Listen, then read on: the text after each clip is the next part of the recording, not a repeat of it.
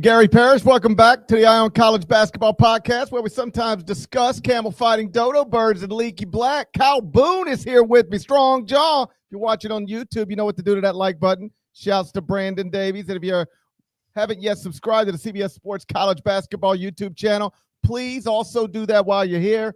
Let's get into it. Really only one notable game on Thursday night. Final score, Maryland 91, number 17, Illinois 70 in Champaign. Yes, Illinois was shorthanded. Its second leading scorer, best rebounder out. Maryland took advantage. Afterward, Maryland's Kevin Willard even acknowledged as much. He said Brad being Brad Underwood, Illinois coach, had to go small and then added, and you just can't go small against us. He was talking to Raft after the game. As proof of that, Julian Reese, 6'9" senior, got 27 points and 17 rebounds against the Illini. 6'10" freshman Derek Queen, 25 points, 6 rebounds. KB, great win for Maryland. Congrats to the Terps. I considered them for the top 25 and won. Didn't quite get them there. But let me start by asking you about Illinois. Great talent, great coach, high ceiling. I think we all agree. But now 13-6 overall, 5-4 in the Big Ten. Michigan State might not lose 4 Big Ten games all season. Where are you at on Illinois through 19 games? Still very high. I think you look at the record and it doesn't totally reflect the ceiling of this Illinois team. They're missing Ivisic last night. Weird game last week where, against Michigan State, Kaspers Jakučionis fouls out after 8 minutes. Jakučionis missed a game versus USC in a 10-point loss, narrowly lost to number 2 Tennessee team in December. So, they've had some games where they've taken some L's, but overall, I think the ceiling of this team, the potential of this team, Illinois has with Jakučionis, who I think will be a top 5 pick in the NBA draft. Ivisic, who has been fantastic for this team. The pieces fit really well for this Illinois team, and it would not be surprising if they take a few more losses. They get to March, and they're a team that people are maybe fading because they're a 5 seed. They've taken a couple of losses, and they don't end up winning the conference. But I think the ceiling is such that they end up making a run in March, and no one is going to be surprised because they have so much talent. And a 21-point loss last night against Maryland. On its face, maybe not the most encouraging thing, but I'm still very high on the Illini and what Brad Underwood have put together there. I am too. I said this earlier in the week, and even after what happened last night happened, I still believe it to be true. Michigan State might be the most reliable, consistent team in the Big Ten, and the one that's ultimately going to be able to claim a regular season conference championship. But in terms of ceiling, potential, how good they could become, how well they could match up with anybody when the roster is healthy and available, I might go with Illinois over anybody else in the Big Ten, and I don't know that I care that much about where they finish in the standings. Obviously, that'll impact their seed, but I don't think it'll impact the potential they'll take into that bracket to go just as far as they went last season, if not further, because one of the things I've said about Duke this season is that when you and I talked in the preseason, you, of course, also being our primary NBA draft guy, you knew that Duke had the most talented roster in the country from NBA potential. The question there was, but they're relying on a bunch of young guys, and can you do that successfully at the tip top of the sport in this era when most of the good teams are headlined by older guys, and some of the best programs in America are going in the transfer portal and pulling fifth-year guys who, are 23, 24 years old and ready to go. At Duke, we're seeing that, yes, you can be great. They are great, and it's kind of scary that they're this great in January. Every coach with young players is talking about we got to get them ready for March.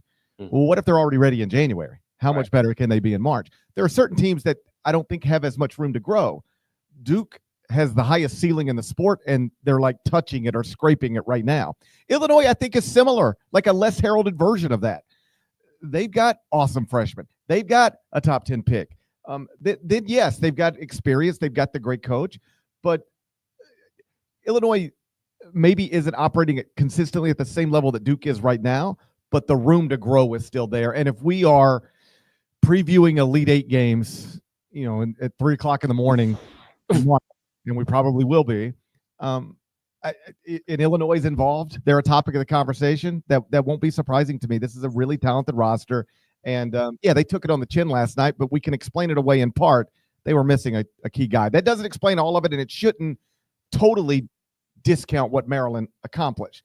But the context does matter, and that's among the reasons, at least, I'm not that troubled by what I watched last night.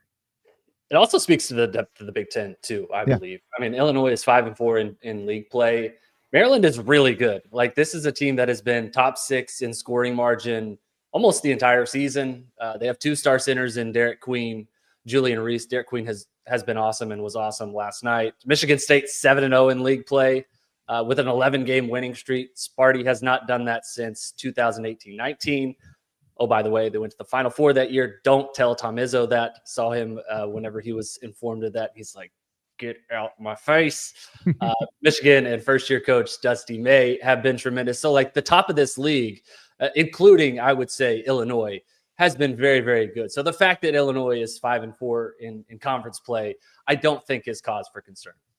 No, but 5-4 in conference play does put you 4 games back of conference leading Michigan State. Yep. So it might be one of those deals where you just have to adjust your goals. Like, coming into this thing, I'm assuming either privately or publicly, Barrett Underwood had an idea about winning a Big Ten regular season title. Now you can probably win every game going forward and maybe not get there.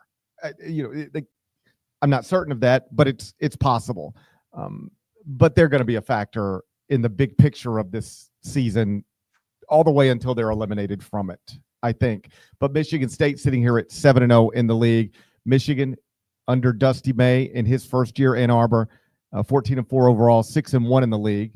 That's alone in second place right now. Purdue at 7-2. That's alone in third place right now. And then you get a bunch of teams sitting on 5 conference wins: Wisconsin, Oregon, Illinois, Maryland, and Indiana. The Hoosiers, of course, and I guess we'll touch on this real quick. On Wednesday night, lost for the 3rd time in a 4-game stretch at Northwestern, 79-70. So it doesn't look like Indiana is going to be a factor at the top of the Big Ten standings, even though some of us thought they could be in the preseason. And it's getting uncomfortable there, isn't it? That program looks like it's in a bad place. And I think it was a few weeks ago, maybe after the loss to Iowa, I sort of wondered aloud on the pod. Like, I'm not even trying to get jokes off. I'm just sort of, I don't know where Indiana fans are right now. And I'm not making internet jokes and all that stuff. I don't know where they are right now, like on Mike Woodson and this season and all of those things. And I had an Indiana fan rather reach out, and he was just like, you go on the message boards and it's mostly talk about who the next coach will be as opposed to what the next game is going to look like. They've already turned their attention in that direction, and losing to Northwestern to fall to 5-4 in the Big Ten, 14-6 overall. That's the type of thing that just, increases the intensity of that conversation. And it's getting bad in Bloomington. It's starting to look like, or continuing to look like, somebody else is going to be running that program in a few months. Yeah, it's not good, GP. It's not good. And I wrote after the loss to Illinois on January 14th, they lost 94-69. Just basically like, they fall to 4-3 in conference play. On its face, the season is not over, and still the season is not over. They're 5-4 in conference play. They're 14-6 overall, but just the vibes around that team in Bloomington, it's the beginning of the end of the Mike Woodson era. I would not be surprised, honestly, if they did not win a regular season game for the rest of the season. And it feels like this is going to be the end of the Mike Woodson era. And I think based off what we've seen this season, that wouldn't be terribly surprising. They lose to Northwestern 79-70 on the road. Doesn't really register. Indiana has not been relevant for the most part this season in cases, including wins. It's mostly been like, oh my goodness, this was a historic loss. Oh my goodness, this was a historic loss. So not the type of relevancy that I think if you're a Hoosiers fan, you're necessarily accustomed to. So we may see more of that over the next couple weeks. This is going to get ugly, I think, before the end of the season for Indiana, unfortunately. So you said that. I wouldn't be surprised if they don't win another game this regular season. And I was like, what? They really might not. I had not looked at it from this perspective. KenPom's got them projected as underdogs in each of their next 7 games. They've got 11 left. They will be underdogs, according to KenPom, based on current projections in 9 of the 11. So as bad as it is right now, you're right. It could get worse. And for the second straight season, you're going to have a big brand in the sport struggling, it appears, through the final days of a proud alum's tenure at his alma mater at Louisville last year. We did this with Kenny Payne. I don't think there was any question there. We knew probably 3 weeks into that season it was over. This one was a little more up in the air, but we're headed down a similar path. If Mike Woodson is still the coach at Indiana on April 1st at this point, I think that would surprise most folks. Again, Michigan State now and still the only team left in the Big Ten with a 0 in the loss column of the league standings. Right now, they are projected to win the Big Ten. KenPom actually has them finishing 15-5 in the league, and that would put them, based on current projections, 1 game better than both Michigan and Purdue. When we come back, I want to tell you a story. KB, you got a minute? I got a minute. Got a minute. I'd like to tell you a story I've been working on, and it's published today, CBSSports.com. Then, of course, we'll get to the Final 4 and 1, where I'll make some more picks that will probably not be right. But first, let's get a word from our partners.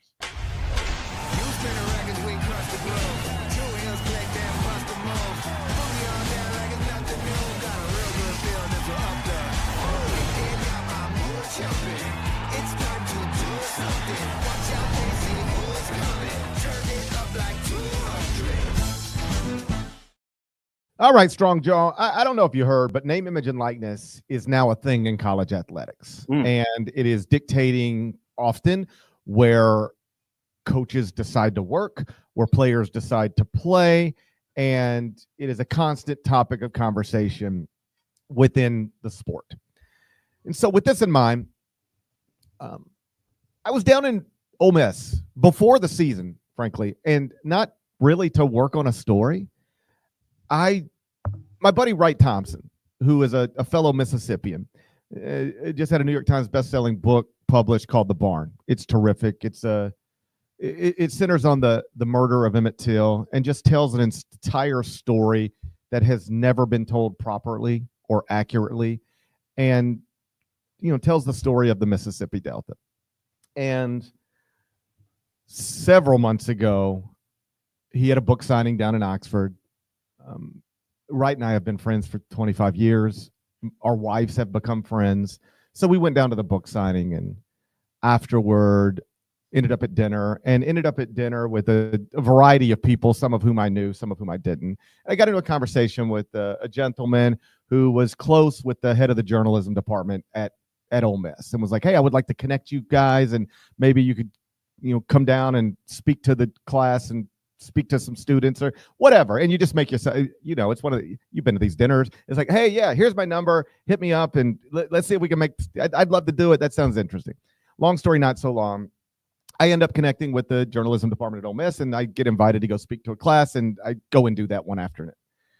Well, I'm going to be down there anyway. So I reach out to Ole Miss, and I'm like, hey, I reach out to Chris Beard. Hey, I'm coming down. I got to speak to a class, but I'd love to, pop in the facility, just see the guys, whatever. So I do that, and I sit down with Chris. I watch practice and spend a lot of time with him, and we're talking about any number of things. And at some point, Jaemyn Brakefield comes up. He, of course, is the fifth-year player at Ole Miss, 5-star recruit coming out of high school, played at Huntington Prep in West Virginia, went to Duke, signed with Mike Krzyzewski, played there for a season, transferred back to what is, more or less his home state of Mississippi, to play at the time for Kermit Davis at Ole Miss. Chris Beard inherited him after he replaced Kermit in advance of last season. This is year 2 for Chris in Oxford. So talking to Chris, Jaemyn comes up, and he's like, yeah, Jaemyn and Brandon. And I don't really, just sort of in the context of just talking, it was like, yeah, Jaemyn and Brandon. And I'm like, Brandon, who's Brandon? He's like, oh, Brandon, that's like Jaemin's little brother. And I'm like, what? What's that? So he's like, oh, it's a great story. And then we start talking. So here's the story. And I sort of started the column this way. NIL has ruined college athletics. I hear it all the time. If I've heard it once, I've heard it a lot more than once, right? And on some level, I kind of do get the frustration from fans. This is all very new, very different, somewhat chaotic. I bet you Seton Hall fans hate NIL right now, right? it cost him a team and has really put their program in a bad place. So I understand the frustration and the confusion, and I get it. But just like pretty much everything else in life, nothing is all bad and nothing is all good, or very few things are all bad and very few things are all good. So when you start talking about the bad of NIL and everything gets ruined and blah, blah, blah, well, here's a story to the contrary. Here's a story about Jaemyn and Brandon and NIL. When Jaemyn was at Huntington Prep, so this is like 8 years ago when he enrolls there, there's a little guy running around the gym, around the basketball team all the time named Brandon. His uncle is the coach at Huntington Prep. And Brandon, like so many children in America, growing up in a single-parent home, father lives out of state.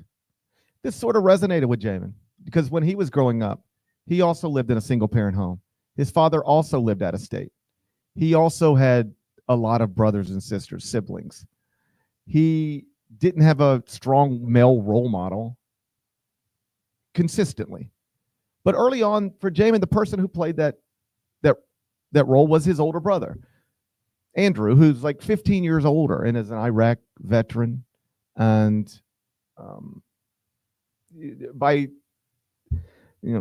he was the person Jaemyn looked up to. And Jaemyn has never forgotten that and has used that as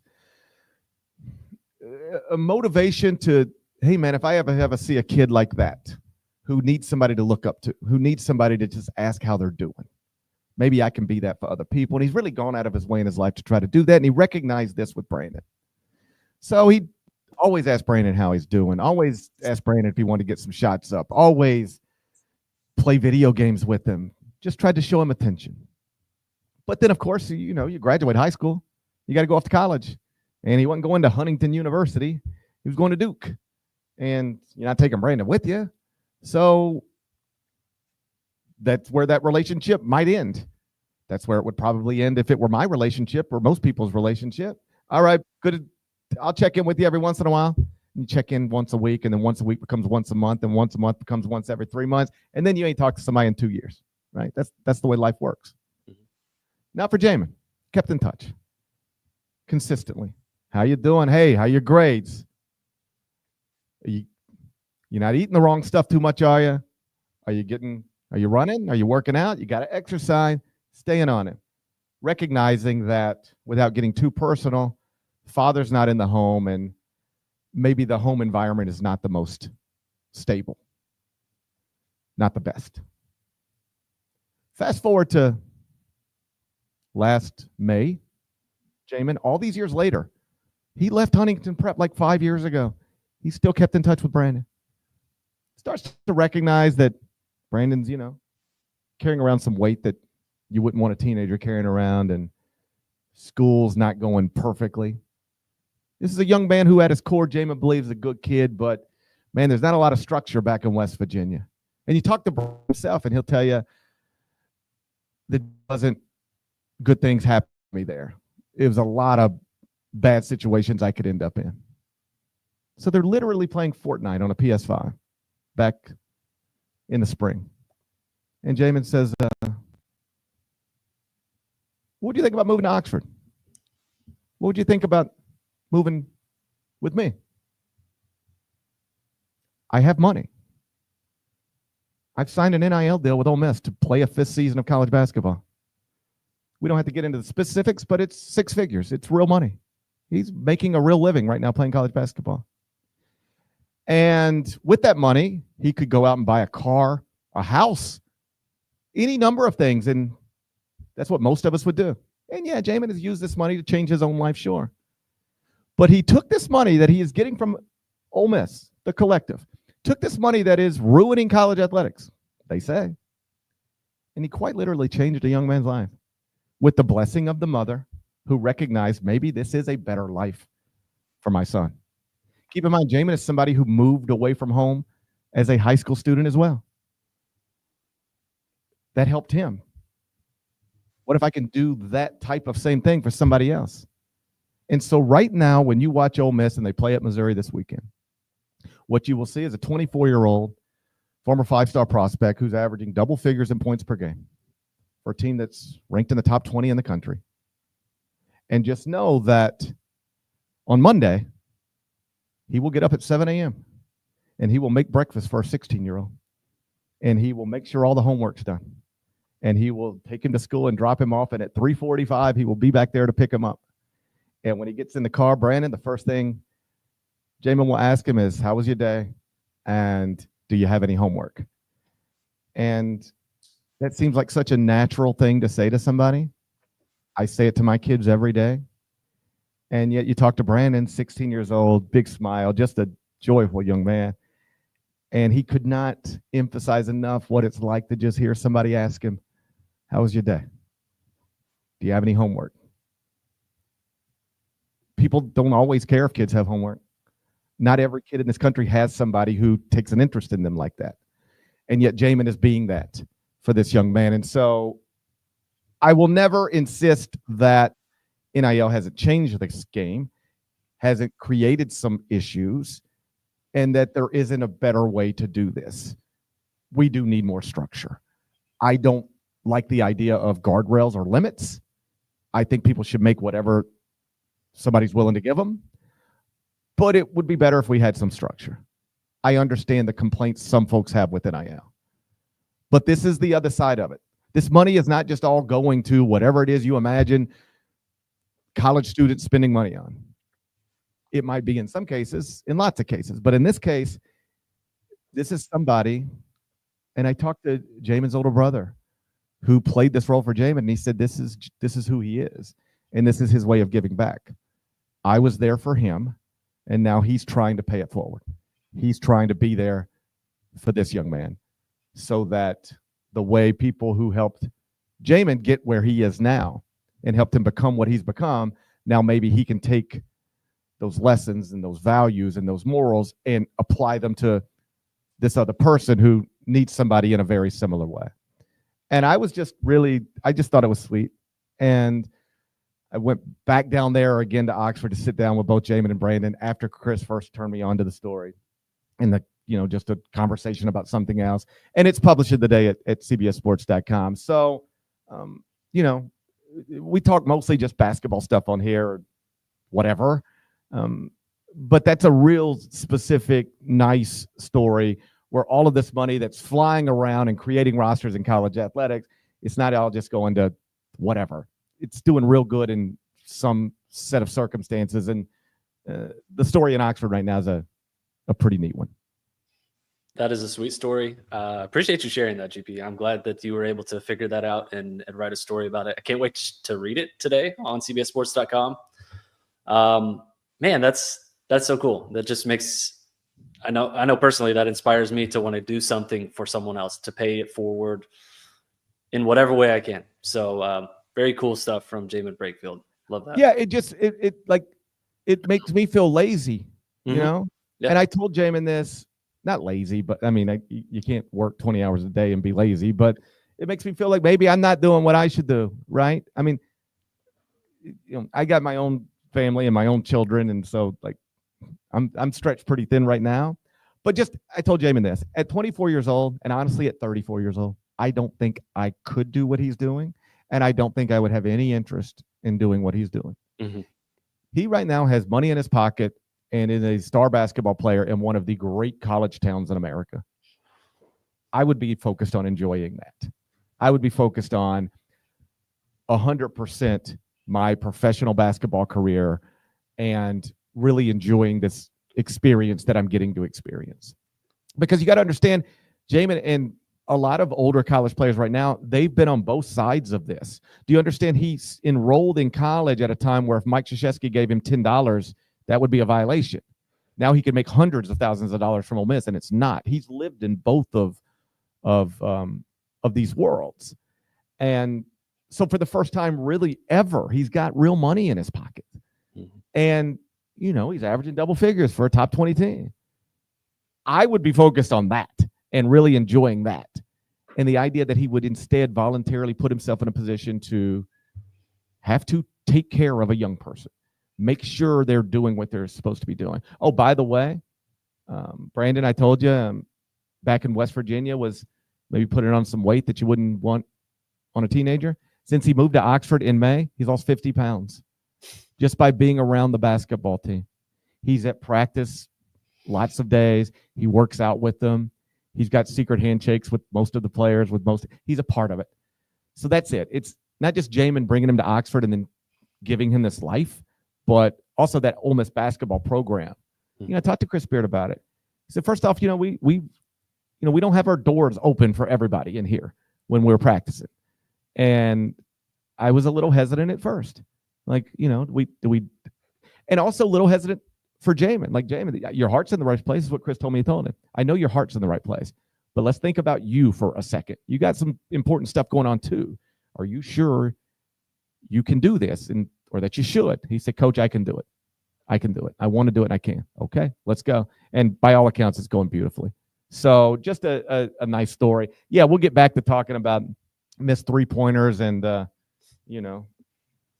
garden ball screens. In fact, we'll do it here in about 2 minutes. But I don't take a lot of time because of podcasting responsibilities, television responsibilities, to actually just sit down and do what I was originally hired to do, which is write stories like this. I don't have time to do this very often.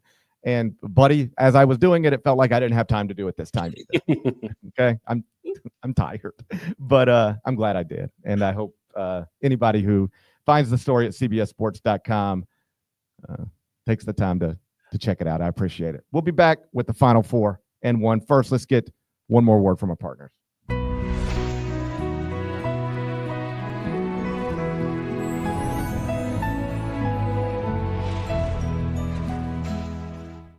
Time for the Final Four and one presented by FanDuel Sportsbook. Make every moment more. Let me tell you how we did this. I sent the games to Norlander. I picked 4. He picked a 5th one. He's going to have his little picks privately so that we can keep track of everything. But just know, neither one of us are good at picking games, and it appears based on this season's results, he's slightly better than I am. But both of us stink. You should get your picks from Sportsline. KB, if I remember correctly, tell me if I remember. Didn't you, in a very limited role, have an unbelievable Final Four and one record in recent years? I did, yes. I am the master of picking. I think it was during March Madness. So I think the last 2 years against the spread, in terms of just our college basketball staff, I picked the best. I had the best record against the spread during tournament games. So okay. Kind of a limited sample. Yeah. All right. Well, then I expect to get my brains beat in by you too. All right. Let's go. I wish you luck. Game 1, Saturday, 1:30 p.m. Eastern. Number 8, Michigan State at Rutgers. Inside Jalen Brunson Garden. We're doing it in Midtown Manhattan. You can watch it on CBS. That's America's most watched network. That's a network of stars. KenPom's got it. Michigan State -6. What do you think? Yeah, I'm going to lay the points here with Michigan State. Michigan State's won 11 in a row. 2-0 against the spread as a road favorite this season. Rutgers 1-2 at home as an underdog, 4-6 against the spread at home. GP, Rutgers just not a very good basketball team. I think that's kind of what it boils down to. Ace Bailey's been on a heater, but I would bet that Izzo has a plan to try and erase Ace Bailey, who's been fantastic of late. So I will take Michigan to win and win by a larger margin than 6 points. Obviously, you're more familiar than most with Dylan Harper, Ace Bailey. I don't think, you correct me if I'm wrong, either one of them has damaged their NBA stock in this 10-9 season at Rutgers so far. Like, wherever you had them in a mock draft in October is probably about where you'd have them right now. But are you surprised that the team has not been better? I had them preseason top 25. I thought you give Steve Peichel 2 top 5 picks, he'll figure it out, and he just hasn't. A little bit surprised. Yeah, but if you watch this team, the pieces just don't fit for myriad reasons. Dylan Harper's been excellent. Ace Bailey, I mean, he's scored 34, 24, 20 points over his last 3 games. Like, it is not Bailey's fault. It's not Harper's fault. But the supporting cast that Rutgers has around those 2 guys just has not clicked.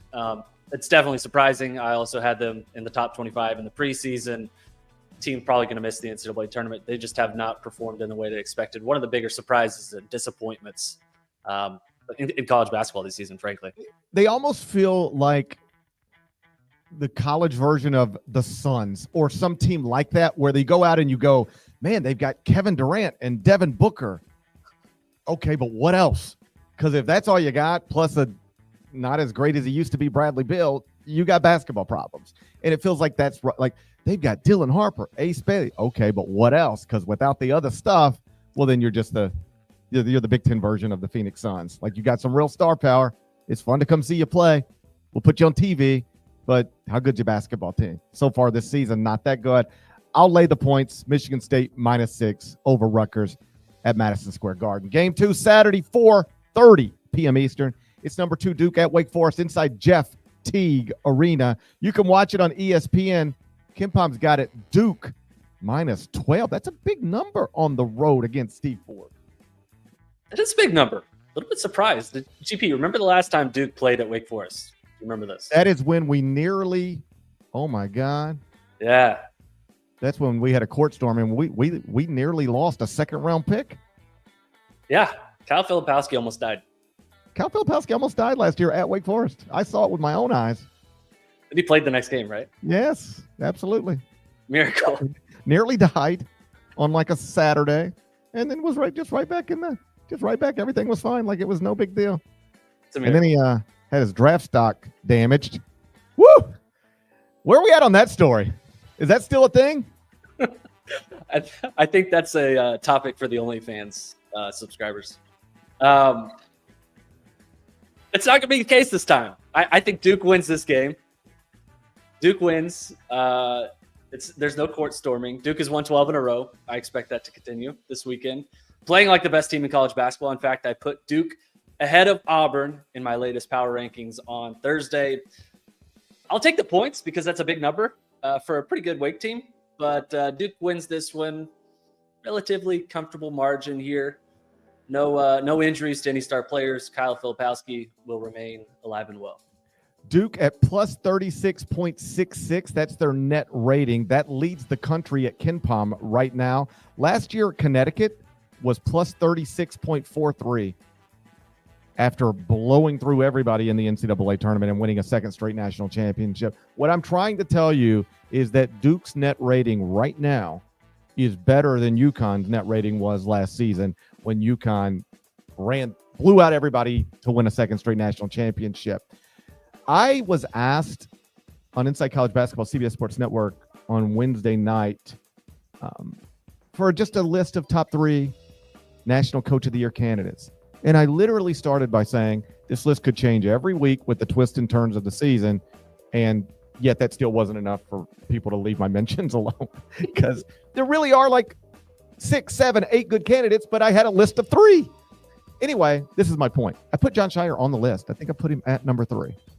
And people are very offended by this because Jon Scheyer's got the best roster in the country. Who cares? I understand people view Coach of the Year awards differently and weigh different things. I have always thought it is asinine to disqualify a coach from Coach of the Year simply because he has good players. Like, that makes no sense to me. Who do you think got it? The players. The coach. Who wants to get them?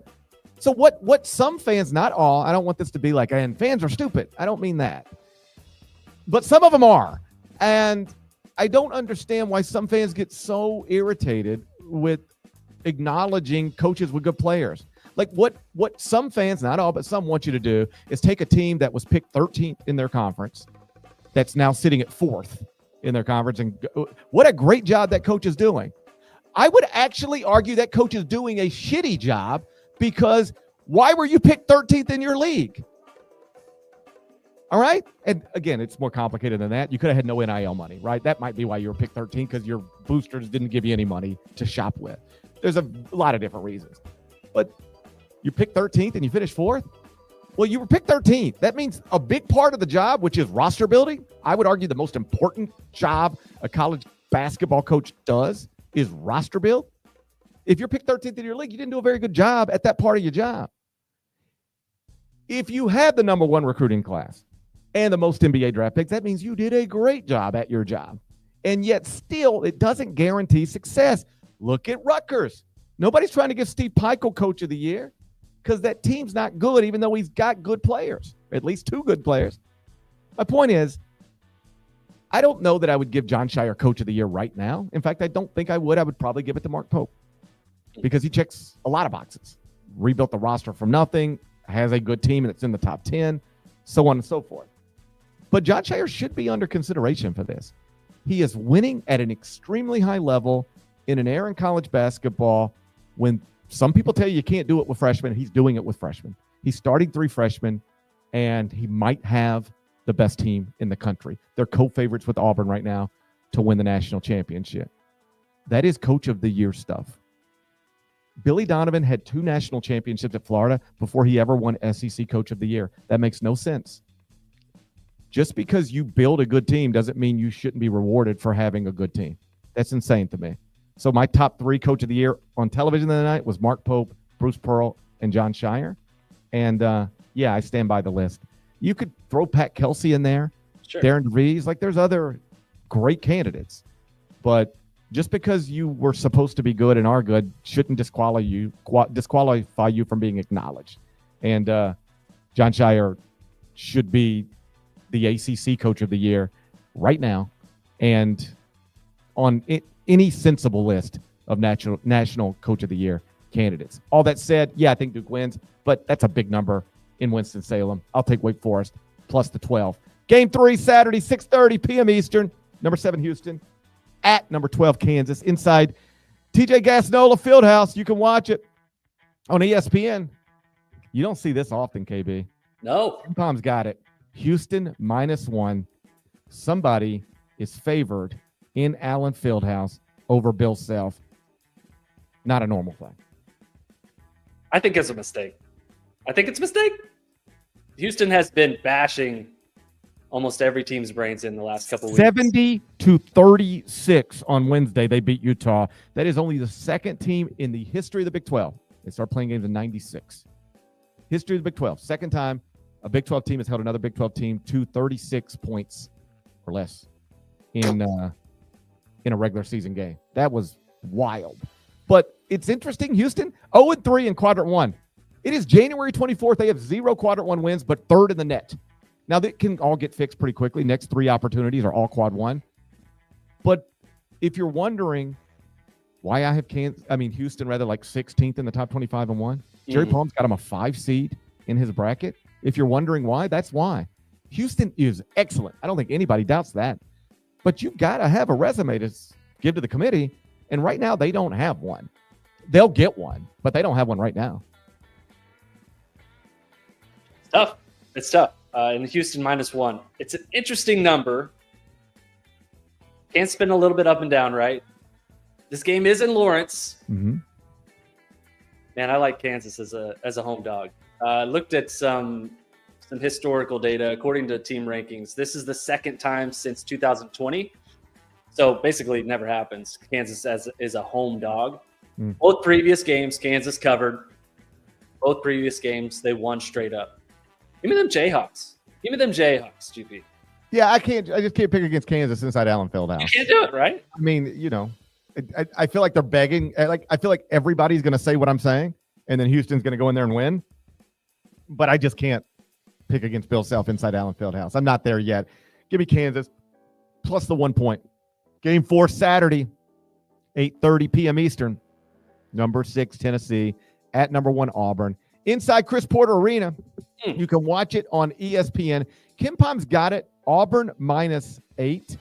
But Evan Miyakawa at evanmia.com, he and I were texting earlier in the week, and he told me that the absence of Janai Broome should move the number based on his system about 3.7 points. So 4 points.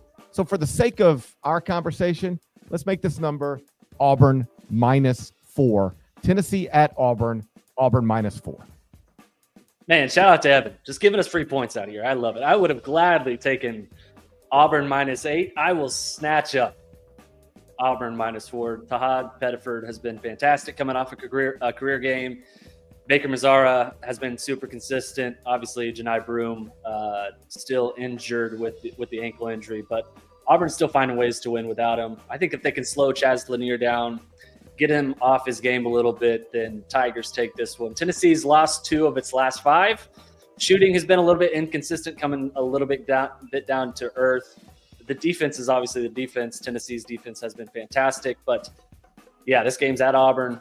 I will lay those points there with the Tigers. I don't want to keep copying you. I think I'm copying you. It feels like I'm copying you in the Final Four and 1. You are copying me. What the heck, GP? Well, I need to copy somebody. Jesus Christ. I need to copy somebody. You got to figure something out. Trying to do it on my own ain't been working, so I need to copy somebody. Just what have I seen from Auburn, with or without Jaemyn Brakefield, that thinks they're going to get, tested at home? Yeah. I mean, they didn't have Jaemyn Brakefield. They're playing Mississippi State, ranked in the top 15 at the time, and beat them by 1 billion. Like, they're obviously great with Jaemyn Brakefield, still really, really, really good without him. If we're taking the number down to 4, I'll just lay it. Auburn -4 inside Chris Porter Arena. Game 5, Norlander picked this one. It's Friday. It's tonight, 8 o'clock Eastern. Big Ten, we touched on it earlier. Number 21, Michigan at number 11, Purdue inside Zach Edey Arena. You can watch this one on Fox. The number is Purdue -4.5. I'm 46% Boilermaker, so, just keep that in mind. That's facts. Purdue never loses inside Mackey Arena. Oh, wait. They did just lose inside Mackey Arena 3 days ago. Not happening again tonight. I will take Purdue by 1 billion over Michigan in this one. I think they're going to come out super charged up. Matt Painter will have his guys ready. They don't lose in Mackey Arena, besides the time they did lose in Mackey Arena. The time that they did. Right, but they don't lose in Mackey Arena. That's what I'm saying. So they're not going to lose in Mackey Arena. I'm taking Purdue, and I will lay the points, whatever they are. Give them to me. I got to take Purdue too. I'm still. There's still traces of Boilermaker running through my body. I feel you. Yeah. There's still.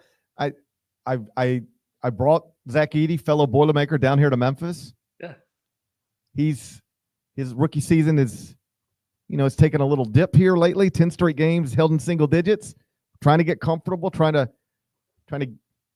It's all about getting ready for the playoffs. So we're just spending January trying to get comfortable. But I got a Boilermaker down here, so I still got traces of Boilermaker running through my veins. I'm not comfortable having Nada put up a graphic for the world to see that has me picking against the Boilermakers inside Zach Edey Arena. I can't do it. All right. I'm going to have to also lay the points. Purdue -4.5.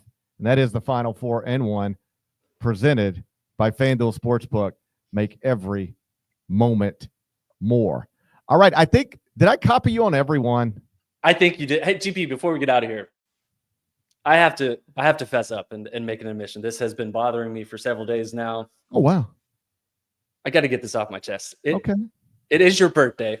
Today is my birthday. That's true. And if you're listening to this, I want everyone to please make a nice comment. Go and tag him on Twitter in a nice way. He gets a lot of comments from specifically Indiana fans. No, I ain't heard from them in years. Okay.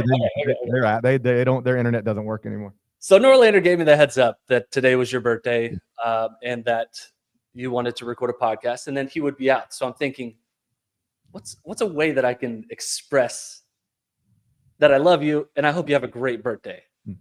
So I'm thinking, all right, I could sing him happy birthday, right?